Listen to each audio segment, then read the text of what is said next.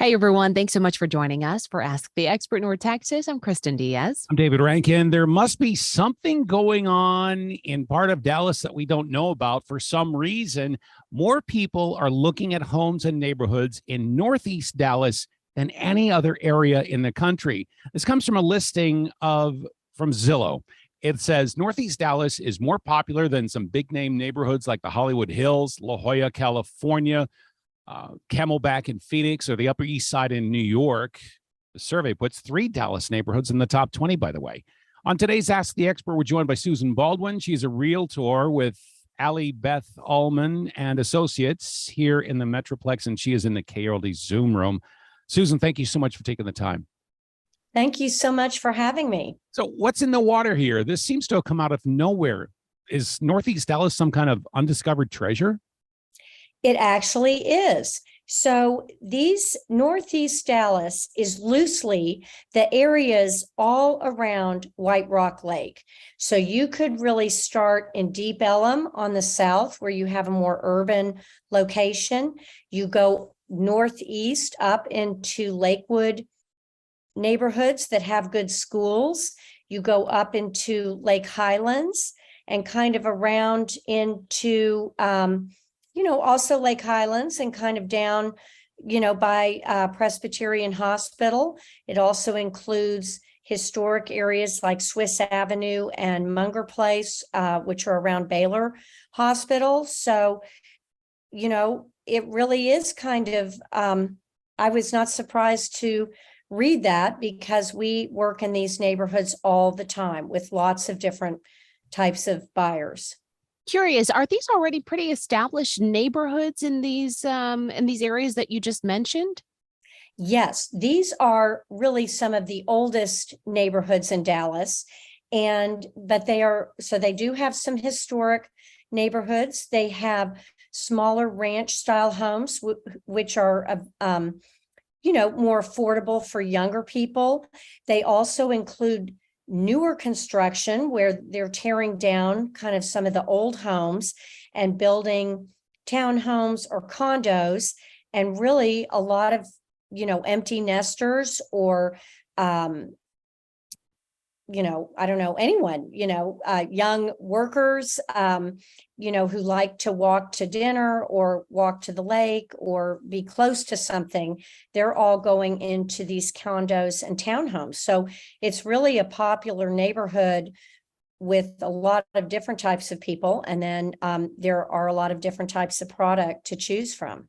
It talks about the fact that the area has an average home price of around $465,000. These numbers are still soaring. Is the Dallas market getting out of reach for a lot of people? Well, it really is. That is a very good question. And people are concerned about that because we have so many people still moving to Dallas. And then we have a lot of people who already live here, of course. And the entry level to buy a single family home has really gotten very expensive. And that is another factor, I think, driving the popularity of this Northeast Dallas quadrant, because you can buy, now it would be a fixer-upper, but you can get a fixer-upper 3-bedroom home in this Northeast Dallas quadrant for, maybe 200,000 up to 300,000. So it's below the average. You can also buy a $3 million home, closer to the lake in Lakewood neighborhoods. So it's a wide variety, but these are all good, walkable neighborhoods with pretty trees. And, you can get a nice home that you can fix up and add value to. And that was kind of what I was alluding to with the question about having an older neighborhood. You're going to have older homes that, like you just mentioned, some will be fixer-uppers. Is there still a boom for finding these types of, fixer-upper homes? There was a bit of a craze for it when we started seeing all these different renovation shows. Is it still the cool thing to do? Yes, it is. And it is a way that you can add equity to your home and make money. So when we have had prices increase so much over the last few years, you still want to be able to get a good investment that you can make money when you go to sell this in, 3 to 5 years or more or less. So by buying in these established neighborhoods and, making some updates and bringing them forward to today, that is a great way to make money, still, even though we've had a lot of price increases. It might be a little difficult for people that have been around here for so long as they've seen the prices go up. But as you see more people moving into the area, they spend a lot more money, say in California, on their home. And in a lot of cases, they can move here, get a lot more home for their money, and pay cash in a lot of ways. Well, you have hit the nail on the head. That has really contributed to our increase in values. I do think Dallas was, now we know Dallas was literally undervalued before the pandemic. And then all of a sudden, when everyone was kind of moving around and they needed, they just were focusing more on their homes, what they needed, office space, more bedrooms. Or maybe they didn't use all of their home. People were upsizing or downsizing, changing neighborhoods where they could be outdoors, like by White Rock Lake. And what we all realized when these people who were moving to Dallas from not only California, but New York, Chicago, we had a lot of movement at cold weather, like Wyoming. People were moving from cold weather climates to be down here. And I think we all realized that, our valuations were really too low. And obviously people moving here from other places put a higher value on our homes. And then they also had more cash, especially if they were coming from California, to just pay cash for a house. These homes that we're seeing, you said you can also have a higher end home near the lake. I know in parts of Dallas, there's just a lot of gentrification. We're seeing a lot of mixed match. It's a big problem really in the city of Dallas. You have a single family home that's a couple of years old, and we're talking about, a generation old. And then you have these investors that'll come and they'll completely bulldoze it and, build a beautiful contemporary home right next to it. Are we seeing that mix match in these older neighborhoods? Well, we really are. In East Dallas in particular, there are quite a few conservation districts because I think people were getting alarmed by that mix match where you would have a contemporary home next to a prairie 1920s bungalow. And so it just didn't look good. And so the city of Dallas has done an excellent job of really creating many conservation districts and historic neighborhoods where you can build a new home, but it has to have the architectural elements of what was there. And it can't be too big, and it can't, it has to have a front porch, or it has to be, either Tudor or Prairie or Craftsman, whatever your neighborhood is. So I think that has really helped.